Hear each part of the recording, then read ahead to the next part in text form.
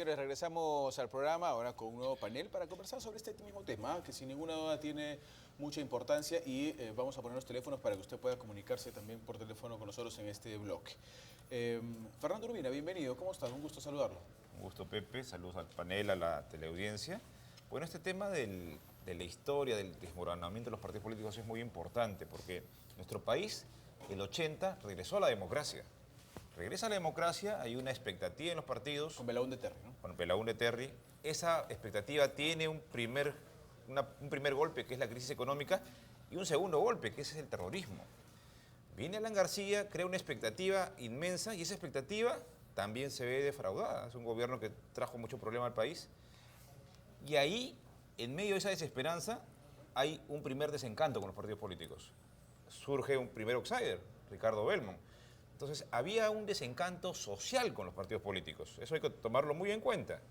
Porque después viene el golpe de Estado de Alberto Fujimori, y esto para mí es muy importante. Teníamos hasta los 90, mal o bien, partidos que hacían eventos, el PPC, Acción Popular, el APRA, y el surgimiento emergente de una fuerza que representaba a Ricardo Belmont, clarísimamente, ¿no? Llega a la alcaldía, una preponderancia, y se vio golpeado Ricardo por la presencia de Fujimori. Fujimori golpeó dos fenómenos, el fenómeno emergente de Ricardo Belmont y el fenómeno institucional de los partidos políticos tradicionales.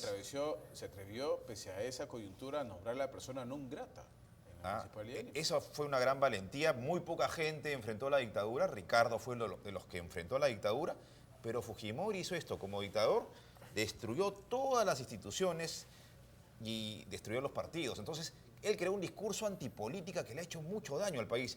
Porque es cierto, hay un desgaste, un desmoronamiento de los partidos, pero tenemos que crear institucionalidad, democracia. Y lo que ha ocurrido es la mano dura de la dictadura, la mano dura del autócrata.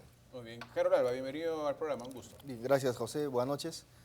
Para felicitar sobre todo al canal, que hoy día empieza un nuevo giro, una nueva vida, un nuevo rostro, y creo que esto va a llevar a buen puerto porque hay gente con experiencia, con gente joven, nueva, que han tenido, digamos, la generosidad de incorporarnos, y creo que cuando se trabaja haciendo esa simbiosis entre experiencia y juventud, siempre se puede llegar a buen puerto. Muchas gracias por eso.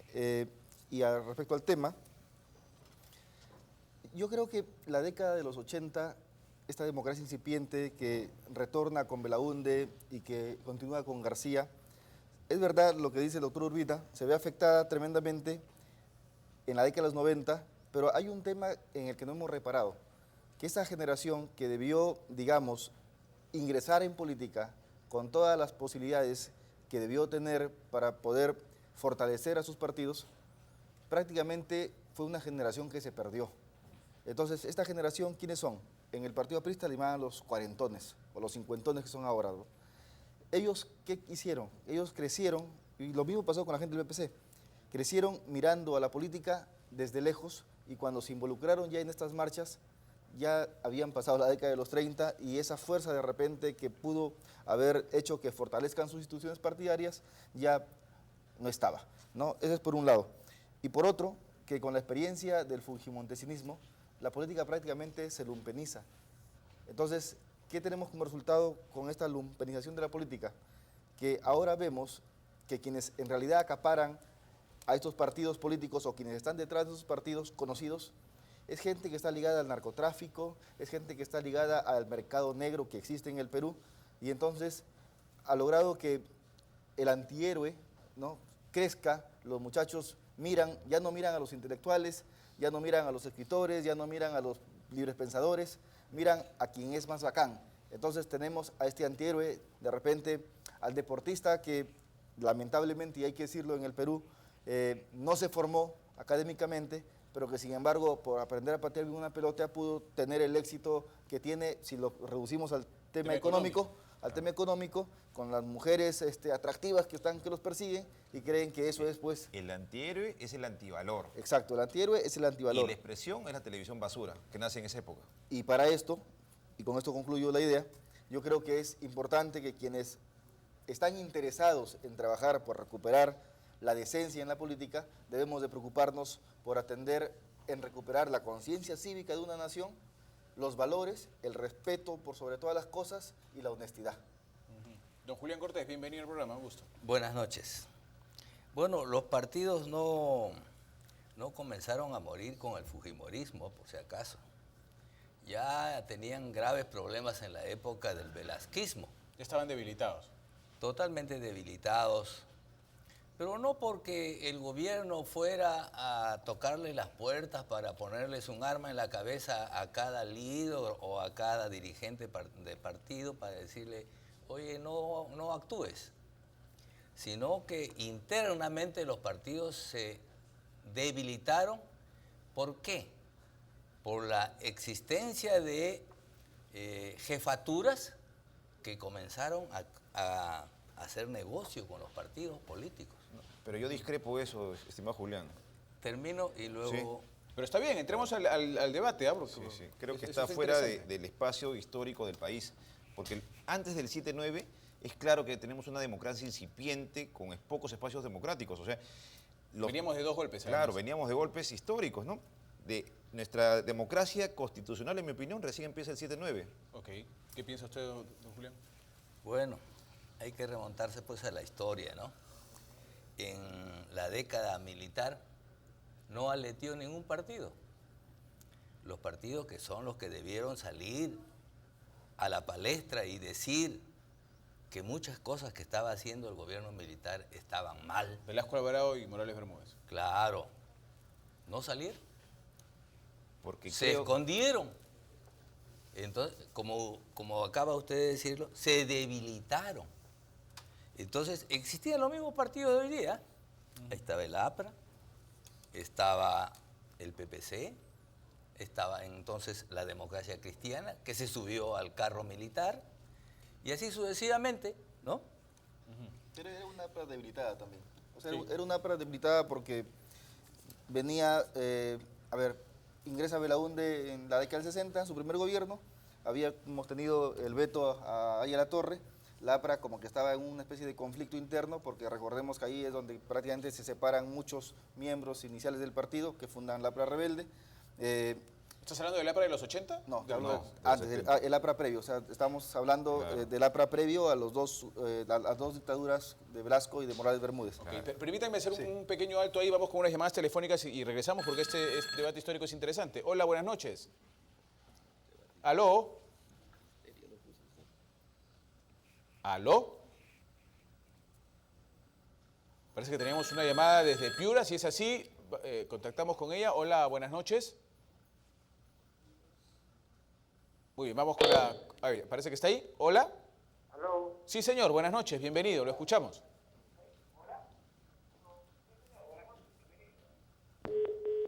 A ver, se cortó esa comunicación. Ya saben, quienes nos llaman, por favor, bajen el volumen de su televisor, los escuchamos a través de la línea telefónica. Hola, buenas noches. bienvenido. Realmente muy agradecido y me siento muy enaltecido de ver un programa como de RBC. Sí, adelante, mi amigo. Porque están haciendo docencia política y creo que esto es muy importante debido a que la televisión de ahora no aporta mucho, sobre todo en lo que es para la juventud, y que la juventud considera que ingresar a política es algo inadecuado. Consideramos que los partidos políticos deben consolidarse. No sé por qué tenemos que satanizar tanto los partidos políticos, porque sin partidos políticos no existe una democracia.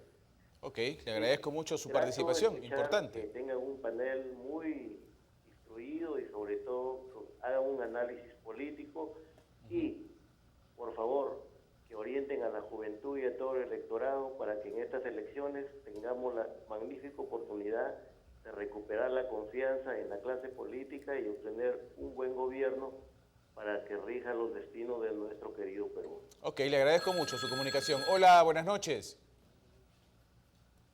¿Aló? Aló, buenas noches. Sí, señor, bienvenido al programa, lo escuchamos. Aló, muy buenas noches, amigos de RBC, La Voz del Pueblo. ¿Sí? Sí, adelante, lo escuchamos. Adelante, por favor. Llamamos justamente para poner en conocimiento. ¿Aló? Sí, señor, lo estamos escuchando. Le pido que nos escuche a través de la línea telefónica, por Yo tuve favor. la oportunidad oportunidad de visitar Cajamarca y soy de esa parte de Selva Central, Sotipu. Tenemos complicaciones con esa llamada, creo no vamos a poder entendernos bien. Vamos con otro televidente. Hola, buenas noches. ¿Aló? Sí, señor, bienvenido al programa, lo escuchamos. Caramba, no tenemos buena suerte hoy día con la comunicación telefónica.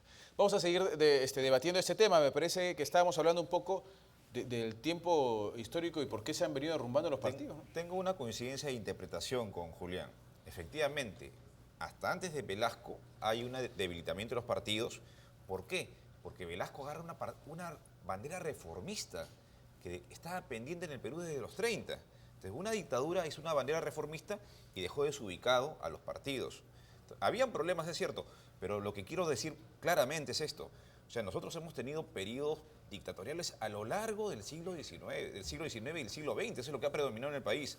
Nuestra democracia emergente de los 80, 90 fue un tiempo perdido porque lo golpeó el terrorismo y la crisis económica. Ahí surgió un primer outsider, Ricardo Belmo, pero lo más grave es esto. Vino el presidente Fujimori, siendo un demócrata, se convirtió en un dictador, que eso es lo que no entiendo por qué no lo reconoce Julián, y el presidente Fujimori clarísimamente apuntó a destruir la democracia para fortalecer un proyecto autoritario que llevó a la corrupción y a la debacle. Sí, pero, y volviendo al tema histórico, ¿no? El Perú, en realidad, a lo largo desde la fundación o la independencia, vino ya con este tipo de caudillismos que fortalecieron después los gobiernos militares, que si recordamos, en el siglo XIX solamente hubieron dos democracias, ¿no? Que fue la de Pardo y la de Balta. Solamente dos, siglo XIX, todo el siglo XIX. Después todos eran caudillos militares. En el siglo XX ya hubo alternancia entre dictaduras y democracias. 10 años, 15 años, pero al final, ¿a qué volvemos? A que desde la fundación de nuestra república, lo que han habido han sido verticalismos, han habido siempre esta legitimidad al caudillo y además, y esto también hay que decirlo, hay que reconocerlo, la población ha sido siempre muy pasiva políticamente hablando. Porque si no hubiese habido esa pasividad de la gente, entonces los caudillos no se habrían legitimado, los dictadores no habrían tomado el poder y las democracias no habrían sido incipientes. Muy bien, entonces quiero con el minuto final con don Julián. Sí, les había dicho yo que en la época del velasquismo del gobierno militar, los partidos virtualmente quedaron exánimes, no aletearon. ¿Y por qué? Porque muchos vieron en las obras de Velasco, en la revolución de Velasco, como que estaba interpretando las banderas del APRA, ¿no? La nacionalización de las tierras, etcétera, ¿no? Entonces, el gobierno militar, en la práctica, iza las banderas del APRA y del movimiento social progresista. Bueno, entonces tiene una década y todo el mundo, digamos, la mayor parte de los políticos creían que se estaba realizando la justicia social a través del APRA, del gobierno militar. Por eso es que salían a las calles a decir chino, chino, chino, ¿no? Bueno, pero en fin, ese era otro chino, ¿eh? El chino militar. El chino Velasco. El chino militar, ¿no? Pero de todas maneras llegamos a esta época con partidos desorganizados, con falta de democracia interna de los partidos, con ausencia de transparencia, con ideología media rara y extraña. No tiene una ideología de que se puede hacer una trazabilidad, con un financiamiento también negro, sí, porque oscuro, viene de diversos lugares, ¿no? Es verdad. Señores, tenemos que irnos para darle pase a las noticias. Entramos con la última parte del programa aquí en El Pueblo. Vamos con las noticias y Yanina.